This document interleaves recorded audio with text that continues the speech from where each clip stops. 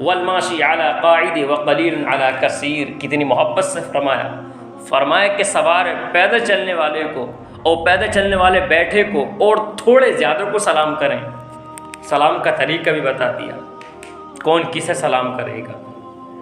तो ये मेरे नबी की ज़िंदगी है। मेरे नबी की ज़िंदगी यही है कि छोटे से छोटे को सलाम कर दिया करते थे।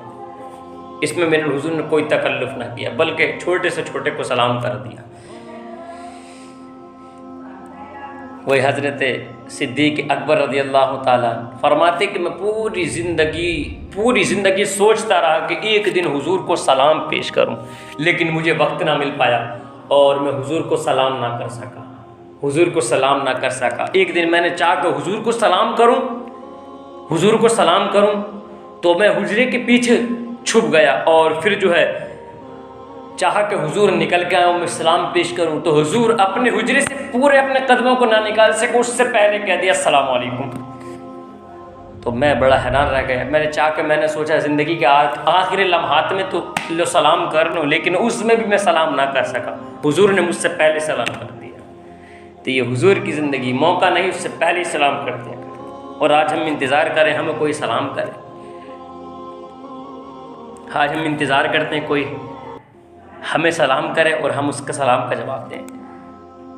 तो किसी का सलाम का इंतज़ार ना करो, बल्कि सलाम कर दो, पहले उसको सलाम करने की कोशिश करो।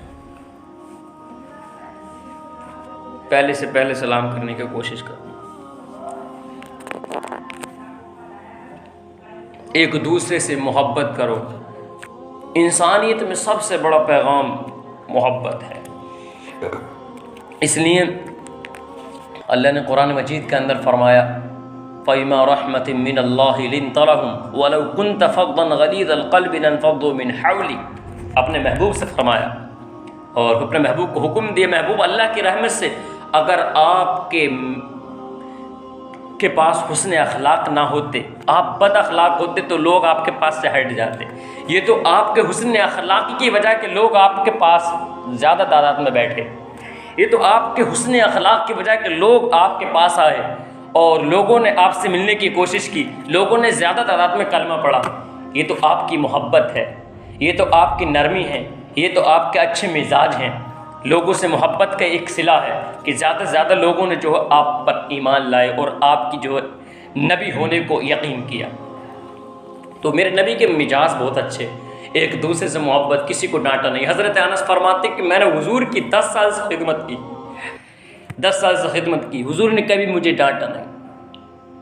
63 साल ज़िंदगी में हुजूर ने कभी मुझे अपने लबों से झिझका नहीं, कभी डांटा नहीं, कभी मुझे तकलीफ़ ना दी, कोई बात पे ईसा ना पूछा। हुजूर जहाँ जाते मुझे साथ लेकर जाते। कहा कि मैंने चाहा कि एक दिन हुजूर सल्लल्लाहु अलैहि वसल्लम, इतने दिन हो गए मुझे कभी हुजूर ने तकलीफ़ ना दी। एक दिन हुजूर ने सौदा लेने भेजा, मैं बाज़ार गया तो मैं रास्ते में खड़ा हुआ। मैंने चाहा कि एक दिन देखता हूँ कि हुजूर आते हैं या नहीं आते और हुजूर क्या कहते हैं। तो कहा मैं बच्चों में खड़ा हो गया और हुजूर तशरीफ़ फरमा थे, तशरीफ़ ले आए और लाने के बाद हुजूर ने कहा अनस बच्चों में ना खेलो बल्कि अपना सामान लेकर घर आओ। तो कहा मैं हैरान रह गया कि मैं समझता था कि मैंने जानबूझकर जो है वक्त को ज़ाया किया, इसलिए कि मैं देखता हूँ हुजूर क्या कहते हैं, लेकिन हुजूर ने फिर भी कुछ नहीं किया, मोहब्बत से कहा अनस घर आओ सौदा लेकर। मैं कुर्बान जाऊँ हुजूर की एक एक अदा पर, मैं कुर्बान जाऊँ हुजूर की एक एक जुमलों पर। कहा कि अनस घर आओ। तो ये हुजूर का तरीका है, हुजूर की ज़िंदगी है ये, और उम्मत को पैगाम भी यही दिया।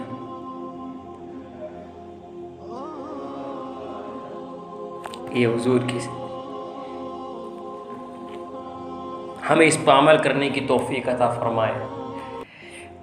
आज हमारे हालात बहुत ज़्यादा ख़राब हैं, इसलिए ख़राब है आज हम एक दूसरे पर तोहमत लगाने में देर नहीं करते, और तोहमत भी ऐसे लगा देते हैं कि लोग पिघलते रह जाते, तड़पते रह जाते हैं। एक जुमला कह दिया चंद लोगों के सामने, जिसे कहा वो 2-2 महीने तड़प रहा है, 2-2 महीने बेकरार है, कहने वालों ने कह दिया। तो ऐसे अपनी ज़ुबान को ना खोलो जिससे किसी को तकलीफ़ पहुँचे, अपनी ज़ुबान से ऐसी कलिमात ना निकालो जिससे लोगों को ईज़ा पहुँचे, लोगों के दिल चाक हो जाएं, और जब वो दुनिया से तुम रुखसत हो जाओ और लोग तुम्हें याद करें तो लोगों को ये बात याद आए कि फ़लाँ ने, गुज़रने वाले ने मुझे इस कलिमात से पुकारा, चंद लोगों के सामने मुझे रुस्वा किया, आज मेरी ज़िंदगी ये है। चंद लोगों के साथ मुझे रुस्वा किया और अपने ज़ख्मों को ताज़ी किया। तो तुम चाहते हो कि तुम्हें कब्र में आसानियत हो जाए, या हम चाहें किसी का दिल तोड़ कर हमें कब्र में आसानियत हो जाए? हरगिज़ नहीं हो सकती।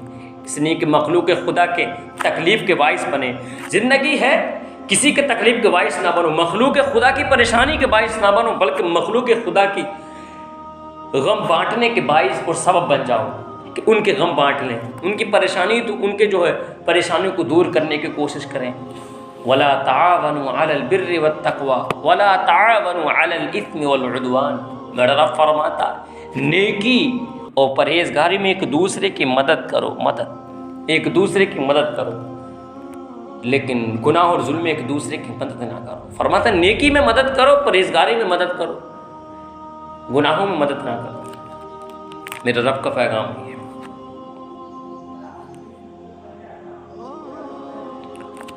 तो ऐसी बात कहने से अपने आप को रोको कि जिससे लोगों के दिल टूट जाएं, जिससे लोगों के दिल चाक हो जाएं और लोग पिघलते रह जाएं, तड़पते रह जाएं। ज़िंदगी ऐसी बनाओ गुजरने के बाद भी लोग याद रखें। ज़िंदगी ऐसी बनाओ गुजरने के बाद भी लोग याद रखें कि ये गुजरने वाला गुजर गया, लेकिन इसके कलाम बहुत अच्छे थे, इसकी बात बहुत अच्छी थी, कभी लोगों को गाली नहीं देता, लोगों से झगड़ता नहीं, लोगों से बदजुबानी से पेश नहीं आता, बल्कि लोगों को माफ़ कर देता।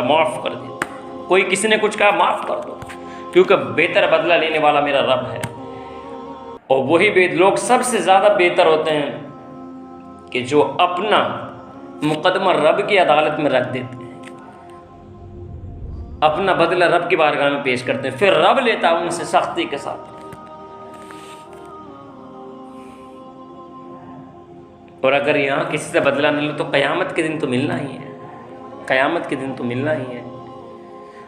तो मेरे हुजूर की एक हदीस सुनाऊँ आपको, एक हदीस ऐसे सुनाऊँ उस पर मैं अपनी गुफ्तगू को वहीं ख़त्म करूँगा, इसलिए वक्त भी ज़्यादा हो गया। आके करीम सल्लल्लाहु अलैहि वसल्लम ने अपने सहाबा से कहा कि मुझे 2 चीज़ों की ज़मानत दो, 2 चीज़ों की ज़मानत दो, मैं तुम्हें जन्नत की ज़मानत देता हूँ। हुजूर ने फरमाया पहली चीज़ अपनी ज़ुबान की, दूसरी चीज़ अपनी शर्मगाह की। तो हुआ फरमान कि तुम अपने जबड़ों के दरमियान जो ज़ुबान है उसकी ज़ामिन मुझे बनाओ, और जो 2 टांगों के दरमियान शर्मगाह हैं उनकी जो ज़ामिन मुझे बनाओ। फरमाया कि बेहया ना बनो, अपने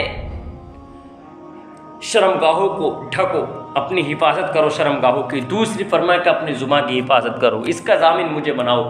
क़यामत के दिन मैं तुम्हें जन्नत का ज़ामिन बनूँगा, तुम्हारी जन्नत का ज़ामिन हुजूर ने फरमाया कि मैं हूँ, तुम्हें जन्नत में दाखिल करूँगा।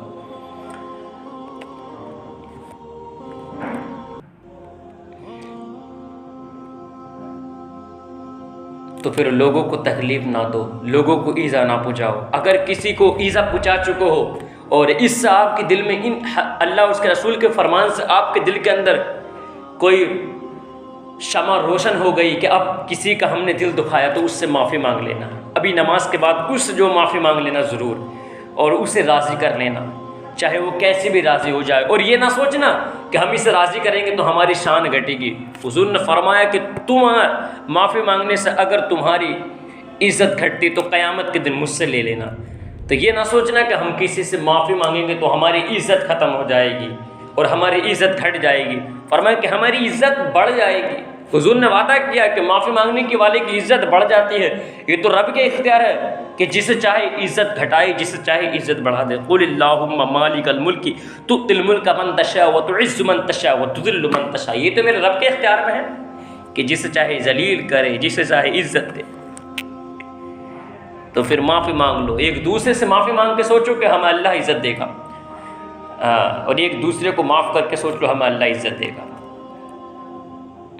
बेहया ना बनो, बदजुबा ना बनो, बद कलाम ना करो, क्योंकि फरमान रसूल सुन लिया, सबसे ज़्यादा ईमान मजबूत हुस्न अखलाक वाले का, सबसे अच्छा अमल हुस्न अखलाक, इस्लाम का सबसे मजबूत अमल हुस्न अखलाक, सबसे प्यारा लोग हुस्न अखलाक, सबसे प्यारा शख्स हुस्न अखलाक से बात करना। जहन्नम को जिस पर हराम, हुस्न अखलाक वाले पर। ये मेरे मुहावरब की इनायत है, मेरे रब की नवाजिश है बंदे के ऊपर।